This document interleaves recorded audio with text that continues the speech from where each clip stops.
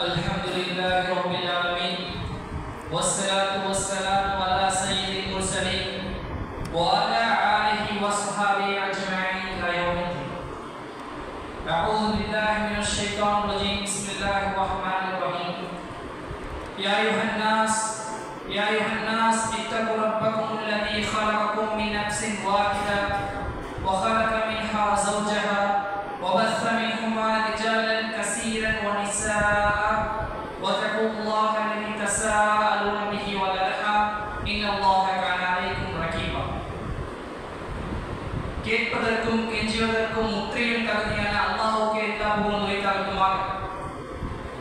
அவருடைய சாந்தியும் சமாதானமும் இந்த உலகத்திற்கு அனுப்பப்பட்ட அத்துணை நபிமார்கள் மீதும் குறிப்பாக நமக்கு அனுப்பப்பட்ட முஹம்மது ஸல்லல்லாஹு அலைஹி வஸல்லம் அவர்கள் மீதும் அவர்கள் சொன்னதையும் செய்ததையும் அங்கீகரித்ததையும் தனது வாழ்வில் அப்படியே கடைபிடித்து வாழ்ந்த சத்திய சஹாபாக்கள், தாபியீன்கள், தபா தாபியீன்கள், குறிப்பாக இந்த ஜும்மா மஜ்லிஸில் அமர்ந்திருக்கும் உங்கள் மீதும் என் மீதும் என்று நடந்தோட்டுமா. என் அன்பிற்குரிய அல்லாஹ்வின் நல்லடியார்களே, என்னுடைய சகோதரர்களே, அல்லாஹ் தஆலா பிரம்மாண்டமான உலகத்தை படைத்திருக்கின்றான். இந்த உலகத்தில் மனிதனை வாழ வைத்திருக்கின்றான், மனித சமுதாயத்தை வாழ வைத்திருக்கின்றான். இந்த மனித சமுதாயம் எப்போதெல்லாம் நேர்வழியிலிருந்து பிறந்து நேர்வழி செல்கிறதோ, எப்போதெல்லாம் நன்மையிலிருந்து தவிர்த்து தீமை விழுகிறதோ, அப்போதெல்லாம் அல்லாஹ் அவன் புறத்தில் இருந்து ஒரு சத்தியத்தை இந்த மக்களுக்கு இறக்குகின்றான். வெறுமனை இறக்குவது மட்டுமே நிறுத்திவிடாமல் அந்த மக்களை நன்மை தீமையிலிருந்து நன்மை பக்கம் அழைத்து வரவும், தீமையில் மூழ்கி இருக்கிற அவர்களை நன்மை பக்கம் கையை பிடித்து அழைத்து வர அல்லாஹ் தஆலா சில மனிதர்களை தூதர்களாகவும் நபிமார்களாகவும் நியமிக்கின்றான். அவர்களிடம் அனுப்புகின்றான். இந்த ஒரு விடயம் என்பது ஆதம் அலைஹிஸ்ஸலாம் அவருடைய காலகட்டத்திலிருந்து வாழையாடி வாழையாக வந்தது என்று நமக்கு தெரியும். நமக்கு கடைசியாக தரப்பட்டதான் குர்ஆன். அதனை எடுத்து சொல்ல வந்தவர்கள் முஹம்மது ஸல்லல்லாஹு அலைஹி வஸல்லம் அவர்கள். இப்போ இங்க என்ன ஒரு விஷயம் அப்படின்னா, இதுக்கு முன்னாடி தரப்பட்ட வேதம் தான் பின்னாடி ஒரு வேதம் வரும் அப்படிங்கிறது ஒரு விஷயம். ஆனா அல்லாஹ் தஆலா இந்த குர்ஆனில் சொல்லிட்டான், இதான் ஒரு கடைசி வேதம், கடைசி தூதர். இந்த உலகத்துல எந்த ஒரு வேதமும் கிடையாது, எந்த ஒரு தூதரும் கிடையாது. அப்படி என்றால் அந்த குர்ஆன் எப்போது அருளப்பட்டதோ அப்பையிலிருந்து ஒரு 1000 வருஷம் கழிச்சியோ இல்லை ஒரு 4000 வருஷம் கழிச்சியோ இந்த உலகம் அழிய வரைக்கும் வச்சுக்கோமே, என்னென்ன நமக்கு பிரச்சனைகள் ஏற்படுகிறதோ அதை அனைத்து பிரச்சனைகளுக்கும் இந்த குர்ஆனிலிருந்து நாம் நச இருக்க வேண்டும், ஆதாரம் இருக்க வேண்டியதாக நாம் அமைகிறது. அப்படி நமக்கு இன்றைய காலத்தில் இருக்கின்ற பிரச்சனைகளை கண்டிருந்து பார்த்தோமே என்றால் எக்கச்சக்கமான பிரச்சனைகள் இருக்கிறது. அது முக்கியமானதாக நாம் எடுத்தோமே என்றால் வாலிபர்களுடைய பிரச்சனை நாம் சொல்றோம். அல்லாஹ்வுக்கு மட்டும் அடிப்படைந்து வாழ வேண்டிய ஒவ்வொரு வாலிபனும் எதற்கெதற்கோ அடிமையாக இருக்கின்றார்கள். அவர்கள் பயன்படுத்தும் போதைக்கு அடிமையாக இருக்கின்றார்கள், அவர்கள் பயன்படுத்தும் மொபைல் போன் அடிமையாக இருக்கின்றார்கள், அதில் விளையாடுகின்ற கேமுக்கு அடிமையாக இருக்கின்றார்கள். இன்னும் அவர்களுடைய அடிமையின் பட்டியலை நீண்டு கொண்டே செல்லலாம். அந்த அளவுக்கு அடிமைத்தனம் என்பது முத்திவிடுகிறது. சரி, நான் இந்த வாலிபன் என்று முதல்ல விஷயம், உலகத்தில் எவ்வளவோ பிரச்சனை இருக்குல்ல, என்னென்னமோ பற்றி பேசிருக்காங்க. நான் ஏன் முதல்ல வாலிபர் சட்டம் தெரியுமா உங்களுக்கு? இந்த உலகத்தில் ஒரு பிரச்சனை நடக்குது அப்படின்னா அந்த பிரச்சனைக்கான தீர்வு நம்ம கண்டுபிடிச்சோம் அப்படின்னா அந்த பிரச்சனை சால்வ் ஆயிடும். அந்த பிரச்சனை வச்சுற ஒரு விஷயம், அந்த விஷயத்துக்கு ஒரு பெரிய பிரதிபலன் நமக்கு இருக்கா, ஒரு பலன் என்பது பெரிதாக இருக்கா. ஆனால் நீங்கள் ஒரு கால ஒரு வாலிபருடைய பிரச்சனையை தேடி கண்டுபிடித்து அவனை விளையாடுகிறீர்கள் என்றால், அவனை தீமையிலிருந்து மீட்டு கொண்டு விடுவீர்கள் என்றால், உலகத்தில் இருக்கின்ற அனைத்து பிரச்சனைகளுக்கும் அவன் தீர்வு கொடுப்பான். அந்த அளவுக்கு ஒவ்வொரு வாலிபரிடமும் அந்த ஆற்றல் இருக்கிறது, வலிமை இருக்கிறது. நம்ம பார்க்கலாம், இங்கிலீஷ்ல ஒரு மனிதன் பிறப்பிலிருந்து இறப்பு வரைக்கும் அவனுடைய வாழ்க்கையை ஸ்டேஜா பிரிச்சிருப்பாங்க. Baby, childhood, children, teenage, adult இந்த மாதிரி பிரிச்சிருப்பாங்க. இப்போ ரீசெண்டாக 12th போனோம்னா ரிலீஸ் ஸ்டேஜ்லேருந்து 7 வரையும் பிரிச்சிருப்பார். ஆனால் அந்த எத்தனை வகையும் தெரியும். ஒரு மனிதன் பிறப்பிலிருந்து இறப்பு வரைக்கும் அந்த எத்தனை வகையாக பிரிக்கலாம். அல்லாஹ் குர்ஆன்ல சொல்றான், அல்லாஹு அல்லதி خلقكم من ضعف. அல்லாஹ் தஆலா உங்களை பலவீனமான நிலையில் படைச்சான். சும்ம ஜஅல மின் பஅதி ضعف குவத்தி. பிறகு அந்த பலவீனத்திலிருந்து உங்களை பலத்தின் பக்கம் அல்லாஹ் உருவாக்குறான். சும்ம ஜஅல மின் பஅதி குவத்தி ضعفا وشيبة. பிறகு அந்த பலத்திலிருந்து பலவீனம் பக்கமும் வயதான பக்கமும் அல்லாஹ் உண்டாக்குன்னு சொல்றான். அல்லாஹ் மூணே மூணு செய்யறான். ஒன்னே நீ பலவீனம் அளவுக்கு ஒரு பலம் வருது இந்த வாலிப பருவம். முதலாவது நீ பலவீனமாக உங்கள் முதிய பருவம். ஒரு விஷயத்தை நம்ம செய்யணும் அப்படின்னா உடல் ஆற்றலும் சிந்தனை ஆற்றலும் ரொம்ப முக்கியமான விஷயம். இந்த சின்ன நம்மளோட சிறிய வயதுல பார்த்தோம் அப்படின்னா உடல் ஆற்றல் இருக்கும், ஆனால் சிந்தனை ஆற்றல் இருக்காது. இதே முதிய வயது பருவம் எடுத்தோம் அப்படின்னா சிந்தனை ஆற்றல் இருக்கும், அனுபவத்தினால் நிறைய சிந்தனை ஆற்றல் இருக்கும், ஆனால் அதை செயல்படுத்துவதற்கு உடல் ஆற்றல் இருக்காது. இந்த இரண்டும் ஒரு சில பயணிப்பதுதான் இந்த வாலிப பருவம். அந்த வாலிபன் நினைத்தால் என்றால் அவன் மட்டும் மாற மாட்டான், அவன் வீட்டை மட்டும் மாற்ற மாட்டான், மாறாக அவன் வாழ்கின்ற ஒவ்வொரு ஊரையும் மாற்றி காட்டுவான். எல்லாத்துக்கும் நம்ம ஆதரவு. நம்முடைய முன்னோர்கள் மிக அழகிய வகையில் மாற்றிட்டு இருக்காங்க. முஸ்தாபின் உமர் எல்லாம் எடுத்துக்கொண்டாமே மதீனாவை ஒரே ஆளா மாற்றி காமிச்சாருல. எவ்வளவு பெரிய பணக்கார மக்களை அவர் ஒரு தெருவில் நடந்து போனார் அப்படின்னா அந்த வீட்டில் இருக்க பெண்மணிகள் இருந்தாலும் சரி, இல்ல அந்த தெருவில் கொஞ்சம் நேரம் கழிச்சு நடந்து போனாலும் சரி கேட்பாங்க முஸ்தாபின் உமர் நடந்து போனா. ஏன்? அந்த அளவுக்கு காஸ்ட்லியான காற்றின் மிக நேரம் கரையாத அத்தனை யூஸ் பண்ணுவாங்க. இம்போர்ட்டட் ப்ராடக்ட் என்ன சொல்லுவாங்க, நான் வெளிநாட்டில் இம்போர்ட் பண்ணி எவ்வளவு காஸ்ட்லி தெரியுமா? அந்த அளவுக்கு மிகப்பெரிய ஒரு பணக்காரர் இஸ்லாத்துக்காக அனைத்து முதலீட்டு வந்தார் அல்லவா? காரணம் அவருடைய இளமை பருவத்தை இஸ்லாத்துக்கு எப்படி செலவழிக்கும் அப்படி சொல்லிட்டார். ரசூலுல்லாஹ் சொன்னாங்க, நீங்க மதீனாவுக்கு போங்க, அங்க போய் இஸ்லாத்தை எடுத்து சொல்லுங்க. முஸ்தாபின் உமர் மதீனாவுக்கு போறாங்க, இஸ்லாத்தை எடுத்து சொல்றாங்க. 1 வருடம் ஆகிறது, 2 வருடம் ஆகிறது, 3 வருடம் தான் அதிகபட்சம் கிடையாது. அதுக்குள் ஒவ்வொரு வீட்லையும் ஒவ்வொரு முஸ்லீம் உருவாக்கிட்டார். முஸ்தாபின் உமர் ரலியல்லாஹு அன்ஹு அவருடைய மரணத்தை நம்ம பார்க்கலாம். எப்படி மிகப்பெரிய பணக்காரராக இருந்த அவர் தன்னுடைய மரணத்தில் ஜனாசா அந்த கஃன் துணி கூட இல்லாம மரணிச்சாரு. அல்லாஹ் தஆலா அவரை இவ்வளவு சோதித்து ரசூலுல்லாஹ் சொன்னாங்க, மறுமையில் அவர் மிகப்பெரிய ஒரு சொர்க்கம் இருக்கிறதுன்னு சொன்னாங்க. ரெண்டாவது நம்ம எடுக்கலாம் உசாமா பின் ஜெயித். உசாமா பின் ஜெயித் எடுப்போங்க. யார் உசாமா பின் ஜெயித்? ஸெய்த் ரலியல்லாஹு அன்ஹு ரசூலுல்லாஹ் ஸல்லல்லாஹு அலைஹி வஸல்லம் இறப்பதற்கு சிறிது 2 நாளைக்கு முன்னாடி ஒரு போர், ரோமர்கள் ரொம்ப ஆட்சி அட்டகாசம் செய்யறாங்க அப்படின்ட்டு ஒரு போரை ரசூலுல்லாஹ் ஸல்லல்லாஹு அலைஹி வஸல்லம் படையை உருவாக்குறாங்க. அவங்க போர் செய்யறதுக்காண்டி அதற்கு தளபதி உசாமா பின் ஸெய்த். அவருக்கு எத்தனை வயசு? வெறும் 20 வயசு. ஒரு 20 வயசுல ஒரு மிகப்பெரிய படையின் தளபதியாக இருப்பதற்கு வலிமை பெற்றிருந்தார்கள் ஒரு வாரி. சின்ன போரா எத்தனை போர் எத்தனை பேர் இருக்காங்க? அந்த படையில் எத்தனை பேர் இருந்தாங்க? 3000 வீரர்கள் இருந்தாங்க. இந்த சின்ன ஒரு அடிக்க போனாங்க இல்ல, ரோமர்களே அடிக்க போனாங்க. அவ்வளோ மிகப்பெரிய தகுதி இருக்குது. அவங்க புறப்பட்டு போறாங்க, ரசூலுல்லாஹ் மௌத்தா இருக்காங்க. திருப்பி அந்த போராங்க அப்படியே ஸ்டாப் நிக்குது. அபூபக்கர் வராங்க, ஆட்சி கலீஃபா வராங்க. முதல் வேலையா அந்த படையை அனுப்புங்க, ரோமர்கள் அனுப்புங்க.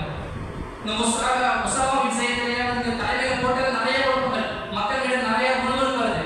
எப்படிங்க போட்டீங்க? அவரோட பெரிய பெரிய ஆளுமையா இருக்காங்க இந்த படையில. அபூபக்கர் இருக்காங்க, உமர் இருக்காங்க. நீங்க எப்படி இந்த சிறியவர்களுக்கு போட்டீங்க? ரசூலுல்லாஹ் ஸல்லல்லாஹு அலைஹி வஸல்லம் அவர்கள் அவருடைய வாலிபத்தில் செய்த செயலை நம்பினார்கள். அவருடைய கெப்பாசிட்டி, என் வாலிபத்தில் நான் இப்படிதான் இப்போ யூஸ் பண்ணுவேன், ஒரு படையின் தளபதியாக இருக்கின்ற அளவுக்கு அவருடைய வாலிபத்தை எக்ஸ்பேண்ட் பண்ணியிருக்காரு. இன்னும் நம்ம பார்த்தோம் அப்படின்னா இஸ்மாயில் அலைஹிஸ்ஸலாம் நீங்க எடுத்துக்கொள்ளுங்க. இஸ்மாயில் அலைஹிஸ்ஸலாம் அவர்கள் அவருடைய வாலிபத்தை என்ன தியாகம் செய்தார்கள்? நம்ம கட்சியில கொண்டாடுற தியாகத்தினால் சொல்லி பண்ணாங்க. இஸ்மாயில் அலைஹிஸ்ஸலாம் அவர்கள் தியாகத்தினால் கொண்டாடுவோம். இப்ராஹிம் அலைஹிஸ்ஸலாம் அவர்கள் தியாகம் செஞ்சாங்க. அல்லாஹ்ட்ட கட்டளை உங்களுடைய மகனை அருங்க அப்படின்னு. இப்ராஹிம் அலைஹிஸ்ஸலாம் இஸ்மாயில் கேட்கிறாங்க, இஸ்மாயில் அலைஹிஸ்ஸலாம் கேட்கிறாங்க, இந்த மாதிரி அல்லாஹ்ட்ட கட்டளை வந்திருக்கு அப்படின்னு. அல்லாஹ்ட்ட கட்டளை வந்து ஓகே அருங்க அப்படின்னு சொல்றாங்க. அது தியாகம். இப்ராஹிம் அலைஹிஸ்ஸலாம் கத்தி எடுத்துட்டு கழுத்து வைக்கப்பட்டாங்க தன் மகனை அறுப்பதற்கு, அது தியாகம். ஹாஜர் அலைஹிஸ்ஸலாம் எடுத்து விடுங்க, தன் குழந்தைக்கு தண்ணீர் காணி மலையிலிருந்து இந்த மலைக்கு ஓடுறாங்க, அது தியாகம். இந்த தியாகத்தை தான் அப்படி வரணும். இப்போ வாங்க, இன்றைய நாள் பாலஸ்தீனில் எத்துணை தந்தைமார்கள் தன் குழந்தை கண்ணுக்கு முன்னாடி ஷஹீதாக்கப்பட்டிருக்கிறாங்க, உங்களுக்கு தெரியுமா? தெரியாது. அதே இன்றைய நாள் அதே பாலஸ்தீனில் எத்துணை தாய்மார்கள் தன் குழந்தைக்கு கொஞ்சோடு உணவு கிடைச்சதா, கொஞ்சோடு தண்ணி கிடைச்சதால எத்தனை கிலோமீட்டர் ஓட சொன்னா ஓடிட்டு இருக்காங்க, தெரியுமா? உங்களுக்கு தெரியாது.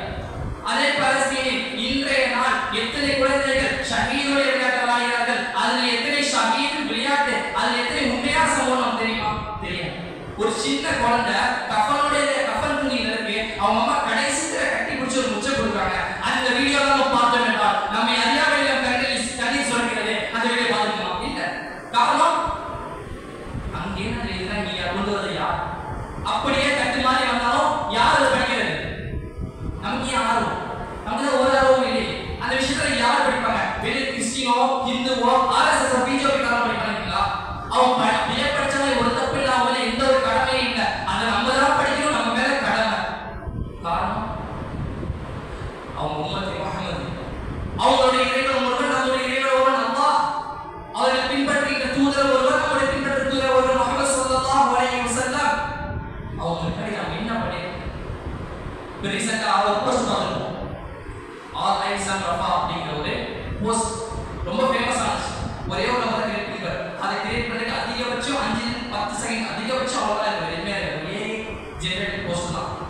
அந்த போஸ்டர் வந்து கிரியேட் பண்ணி போறாரு. அது அவர் மட்டும் ஸ்டோரி வைக்கல, அவர் குடும்பத்துல மட்டும் வைக்கல, அவங்க ஊர்ல மட்டும் வைக்கல, அவங்க நாட்டுல மட்டும் வைக்கல, உலகத்தில் இருக்க அனைவரும் ஸ்டோரி வைக்கிறாங்க. அந்த ஒரு போஸ்டோட தாக்கப்படுது வந்துச்சு. காலை தூக்கி விட்டு நான் அப்படிதான்டா பாலஸ்தீனை அடிப்பேன்னு சொல்லிட்டு இஸ்ரேல் வாயை வந்து சொல்ல வைக்கிறேன். நான் ஏன் அன்னைக்கு அப்படி அடிச்சேன்? அது ஒரு வேல்யூலர் ஆன்சர், அதை விட்டுங்க. அப்படிதான்டா அடிப்பேன்னு சொல்லுவாங்க, நான் ஏன் அன்னைக்கு அப்படி அடிச்சேன்னு சொல்ல வைக்கிறது அந்த ஒரே ஒரு போஸ்ட், ஒரே ஒரு மனுஷனால செஞ்சுறாரு. அப்புறம் வச்சுங்க பாருங்க, அவர் என்ன செஞ்சிருக்காங்க, என்னால என்ன பண்ண முடியும், இந்த ஒரே போஸ்ட் தான் ரொம்ப யாரை பார்க்க போறோம், அவர் அப்படி நினைக்கல. அல்ஹம்துலில்லாஹ், அல்லாஹ் எனக்கு இந்த ஆராய்ச்சியை கொடுத்திருக்கான், ஒரு போஸ்ட் கிரியேட் பண்றதுக்கு எனக்கு திறமையை கொடுத்திருக்கான். இந்த திறமையை மக்களுக்கு நான் என்ன உதவி செய்ய வேண்டும், என்ன செய்ய முடியும், இதுதான் செய்ய முடியும். அல்ஹம்துலில்லாஹ், நான் அல்லாஹ்வுக்கு முழு தவக்கத்தை வச்சு இந்த விஷயத்தை செய்யறேன். அல்லாஹ் தஆலா மிகப்பெரிய வெற்றி கொடுத்தான். நீங்க நினைச்சு பாருங்க, நம்மளோட அழகான ஒரு அட்மாஸ்பியர்ல இருக்கும், ஒரு அழகிய சூழலில் இருக்கும். நம்ம நினைச்சா என்ன வேணாலும் செய்யலாம். எப்படி என்ன வேணாலும் செய்யலாம். இப்ப நீங்க ஊர்ல இருக்கீங்க, ஒரு விஷயம் செய்யறீங்க, உங்களுக்கு தெரியல அப்படின்னா யாருக்கு கத்துப்பீங்க? இங்க அப்படி கிடையாது. இங்க ஒரு விஷயம் செய்யறீங்க தெரியல அப்படின்னா உங்க ஃப்ரெண்ட்ஸ் இருக்காங்க, உங்க சீனியர்ஸ் இருக்காங்க, யார்கிட்ட வேலை எடுக்கலாம். இன்னைக்கு நிலைமையில அந்த மாதிரி நம்ம சிந்திச்சோம் அப்படின்னா பாலஸ்தீனுக்காண்டி அந்த சிந்தனை மக்களுக்கு உணவு வைப்பதற்காக எத்தனை கட்டுரை வருது தெரியுமா, எத்தனை ரீல்ஸ் வருது தெரியுமா, எத்தனை போஸ்ட் வருது தெரியுமா. உங்க ஃப்ரெண்ட்ஸ்ட பேசும்போது கூட அவங்க தான் பேசணும், நீங்க பாலஸ்தீன் எத்தனை பேர் அப்போ தெரியுமா, அப்படியா அந்த சிந்தனை நம்ம இருக்கணும்ல. அதிகபட்சம் நம்மளால என்ன செய்ய முடியும், எதுவுமே செய்ய முடியும். அவங்க போர் செய்ய முடியுமா, அதற்கு வாய்ப்பு இல்லை. ரெண்டாவது பட்சம் நம்மளால என்ன செய்ய முடியும், அதிகபட்சம் இதுதான் செய்ய முடியும். ஆனால் இந்த செயலை கூட மறந்து கொண்டு நம்ம பார்க்க முடியும். இன்னும் ஒரு சுவாரஸ்யமான விஷயம் அப்படின்னா, நினைச்சாலே சிரிப்பு வர விஷயம் என்ன தெரியுமா, நம்முடைய எதிரி கூட நல்லா அறிஞ்சு வச்சிருக்கான். ஒரு சமூகம் முன்னேற வேண்டும் என்றால் இந்த வாலிப பருவம் வென்றது முக்கியமான பருவம். நமக்குலாம் தெரிஞ்சிருப்போம். 2 வருஷத்துக்கு முன்னாடி நம்ம இந்தியாவில் அக்னிபாத் அப்படிங்கிற ஒரு சட்டத்தை கொண்டு வந்தாங்க. என்ன அக்னிபாத் அப்படின்னா, 17 வயசு 21 வயசுல நீங்க ஆர்மி ஜாயின் பண்ணிக்கலாம். ஓகே, நல்லா நோட் பண்ணுங்க. 17 22 படிக்கிற வயசு ஆர்மி ஜாயின் பண்ணிக்கலாம். 6 மாசம் உங்களுக்கு சர்வீஸ் கொடுத்தாங்க, எக்ஸ்பீரியன்ஸ் இது வேணும், ட்ரைனிங். 3 வருஷம் நீங்க வேலை செஞ்சுக்கலாம். 21 வயசு முடிச்சு நீங்க வெளியே வந்துடலாம். வெளியே இருக்கணும், உங்க கையில பல்க் அமௌண்ட் 10 லட்சம் ரூபா. நீங்க வெளியே இருந்து நீங்க என்ன பண்ணிக்கலாம், நீங்க படிக்கிறீங்க படிச்சுக்கலாம், வேலை பண்ண நான் பார்த்துக்கலாம். இந்த சட்டத்தை கொண்டு வராங்க. இது கேன்சல் ஆயிடுச்சு. இந்த சட்டத்தை கொண்டு வராங்க. எது கொண்டு வரான், அவன் யோசிக்கிறான், இந்த நம்மளுடைய வாழ்க்கையில சும்மா பண்ணக்கூடாது, நம்ம வாழ்க்கையில என்ன பண்ணலாம், இந்தியன் ஆர்மி, இந்திய படை ராணுவத்தை வச்சு ட்ரெயின் பண்றான். அங்க வேலை செய்வான், சாவரம் கொலைகள் பண்ணுவான். வெளியே வந்து என்ன பண்ணுவான், சோசியலிசம் பண்ணுவான். கத்திக்கிறதெல்லாம் வச்சு அவன் கட்சிக்காரி வேலை செய்வான். அவன் கட்சிக்காரன் என்ன பண்ணுவான், எல்லாம் நமக்கு தெரிஞ்சதுதான். எனவே அவனுடைய சிந்தனை பாருங்க, ஒரு வாலிபத்தை எப்படி அழகி நுணுக்கமாக செலவிடும் என்று ஒரு பிளான் போட்டு வச்சிருக்கோம். ஆனா இன்னொரு சுவாரஸ்யமான விஷயம் பாருங்க, நம்ம வீட்டில் இருக்கிற குழந்தைங்களாம் அழுதுச்சுன்னா இந்த போகோ கார்ட்டூன் HTV இந்த பொம்மை படம் போட்டுருக்கோம்ல, அனிமே, அந்த எல்லாத்தையும் உருவாக்குறது ஒரு நாடு, எல்லாருக்கும் ஒரு 80% உருவாக்குறது ஒரு நாடு. ஆனா அந்த விஷயத்த, அந்த பொம்மை படத்தை அந்த நாட்டில் பார்க்குற குழந்தைகளுக்கு தடை. காரணம் அவனுக்கு தெரியுது, இந்த வயசுங்கிற சுறுசுறுப்பான வயசு, என்னத்தையும் மண்டையில போட்டாலும் டக்கு டக்கு டக்குன்னு யோசிச்சு வேணாத வயசு. இந்த வயசுல இதை போடு, அவன் இதுக்கே அடிமையாக மூளை வலிக்கு போயிடும், எதையும் சிந்திக்க மாட்டான். அடுத்த நாள் வந்து இந்த எபிசோடு முடிச்சு நான் என்ன எபிசோடு யோசிப்பான். நம்ம பசங்க போடாதப்பா, நம்ம பசங்க இது போடாத, நிறைய அவனை ட்ரை பண்ணு, இன்டர்நேஷனலாகவும் கொண்டு வா எல்லா துறையிலையும். அவனுக்கு 2 லாபம் ஆயிடுச்சு. வியாபாரியமா வந்துச்சுன்னா அவனுக்கு போட்டியாளராக. எனவே ஒவ்வொருத்தரும் அவங்க சமுதாயத்தை முன்னேற வேண்டும் என்பதற்காக, அவங்க இயக்கத்தை முன்னேற வேண்டும் என்பதற்காக இந்த வாலிப பருவத்தை அழகிய முறையில் எடுக்கிறதுக்கு பிளான் போடுறோம். நம்ம இஸ்லாமும் பிளான் போடுது. பட் நம்ம அதை செய்து போறோமா, அதை நம்ம தெரிஞ்சுக்கிறோமா கேட்டாதான் அது மிகப்பெரிய ஒரு கேள்விதான் நமக்கு. சரி, இதுவரைக்கும் ஒரு வாலிபன் நினைத்தால் என்றால் என்னென்ன செய்ய முடியும்னு பார்ப்போம். ஆனா நம்ம இப்போதைக்கு என்ன செய்யணும்னு பார்ப்போமா. ஃபர்ஸ்ட் விஷயம் இறையச்சம். உங்களுடைய இறையச்சத்தை முடிஞ்சவரை பில் பண்ணுங்க. அதுதான் நமக்கு இந்த உலகத்திலும் கை கொடுக்கும், நாளைக்கு மறுமையிலும் கை கொடுக்கும். அல்லாஹ் பார்த்துட்டு இருக்கா, அல்ஹம்துலில்லாஹ். எவ்வளவு பிரச்சனை தான் எனக்கு எந்த ஒரு கவலையும் இல்லை, என் கூட அல்லாஹ் இருக்கா, அல்ஹம்துலில்லாஹ். அந்த சிந்தனை மட்டும் நம்ம உருவாக்கிட்டோம், ஸ்ட்ராங்கா உருவாக்கிட்டோம் அப்படின்னா எந்த இதுவும் வேணும். அத்தா இருக்க தப்பு பண்றான், அத்தா தப்பு பண்ண மாட்டாங்க, அத்தா இருக்க பயம் இருக்கும். அதே அத்தா இல்லை அப்படின்னா தப்பு பண்ணுவோம். ஆனா நம்ம பசங்க அங்கேயும் தப்பு பண்ணுறோம். அத்தா நல்லா பார்த்துட்டு இருக்க பாடுற ஒரு சிந்தனை வரணும். அந்த சிந்தனை எப்போது வருகிறதோ அப்போதுதான் நம் சமூகம் என்பது எழுச்சி. இந்த சமூகத்தை பற்றி பேசலாம். இப்போ நம்ம பார்க்கலாம், இன்றைய காலத்துல எல்லாருமே ஒரு பெரிய ஆலிமா இருக்கணும். சில பேர் ஆலிமா இருக்கணும், சில பேர் மிகப்பெரிய உயர்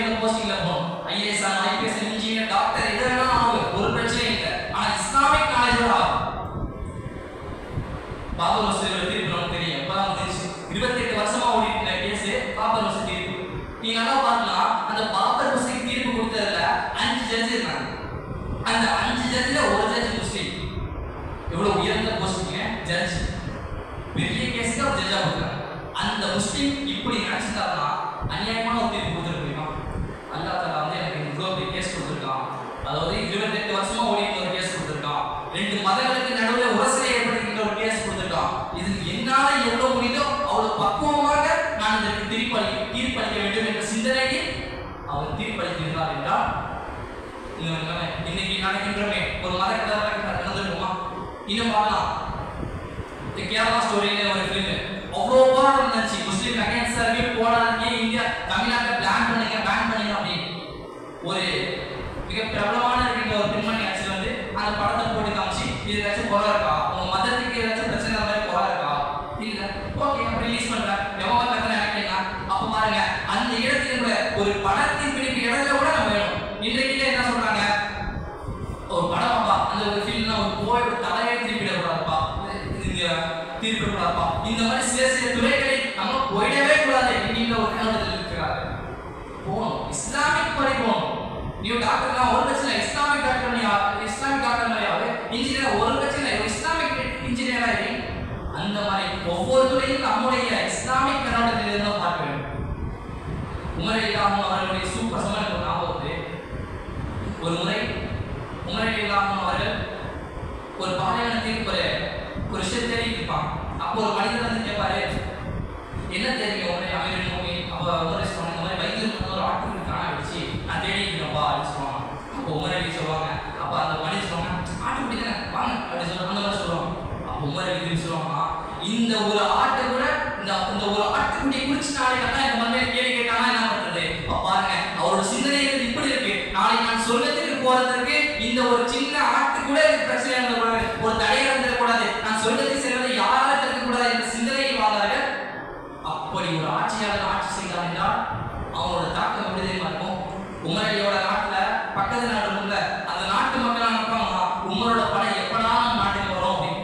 அங்க இருக்க ஆட்சியாளர் நினைப்பாங்க உமரோட படம் எப்படா நம்ம நாட்டுக்கு வந்துருமோ நடிக்கிட்டு இருப்போம். அந்த அளவுக்கு சிறந்த ஆட்சியாளர் இருக்கணும்னா இறைச்சம் உள்ள ஒரு நாள் தான் இருக்கு. ரெண்டாவது விஷயம், சோதனைகளை எதிர்பார்க்க துன்பத்தை ஏற்றுக்கணும். நீங்க எப்ப ரொம்ப கஷ்டப்பட்டு இருக்கீங்களோ அப்போ உங்க மைண்ட் ஃபிக்ஸ் பண்ணிக்கோங்க, அதான் நம்ம பார்த்துட்டு இருக்கோம். அல்ஹம்துலில்லாஹ் இதான் நேரான மைண்ட்ல போயிட்டு இருக்கோம். எப்பெல்லாம் ஒரு கஷ்டமான ஜாலியா இருக்குன்னு வச்சுக்கோங்க, அப்ப நல்லா மைண்ட் நோட் பண்ணிக்கோங்க, நம்ம நேரான மைண்ட்ல இருந்து தவறா போயிட்டு இருக்கோம். ஏனென்றால் இந்த உலகத்தில் ஒரு முஸ்லீம் கஷ்டப்பட்டாதான் அல்லாஹ் நம்ம பார்த்துட்டு இருக்காங்க. எப்போதெல்லாம் நமக்கு துன்பம் வருகிறதோ அப்போதான் நம்ம அல்லாஹ்ட்ட கையேந்து. நமக்கு இந்த உலகத்தில் எந்த ஒரு கஷ்டமும் இல்லைன்னு வச்சுக்கோங்க, அல்லாஹ் எப்போதும் மறந்து இருக்கு.